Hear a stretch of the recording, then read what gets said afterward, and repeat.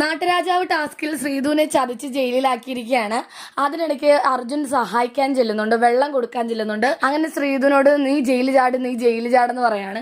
അയ്യോ അതെങ്ങനെ ചാടും? അപ്പോൾ ആ ഒരു ജയില് ശരിക്കും ഒരാൾക്ക് നിൽക്കാനുള്ള ഒരു സ്ഥലം, ആ ഒരു കുഞ്ഞു ജയിലാണ് കേട്ടോ, കമ്പിയൊക്കെ വെച്ചിട്ടുള്ള. അതിന് താഴും താക്കോലും ഒക്കെ ഉണ്ട്. അതിൻ്റെ മുകൾ ഭാഗം ഓപ്പൺ ആണ്. അപ്പോൾ ഇങ്ങനെ കമ്പിയിൽ ചവിട്ടി മോളിൽ കയറിയാൽ വേണമെങ്കിൽ ഇറങ്ങാൻ പറ്റും. അപ്പോൾ അർജുനാണെങ്കിൽ ഞാൻ നിന്നെ സഹായിക്കാം, നീ ജയിലിൽ ചാട് എന്നൊക്കെ ഇങ്ങനെ പറയാണ്. അപ്പോൾ ഗാർഡൻ ഏരിയയിൽ അവിടെ വേറെ ആരുമില്ല.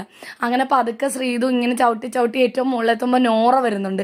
അപ്പോൾ ശ്രീധു നോറ വരുന്നു എന്ന് പറയുന്നു.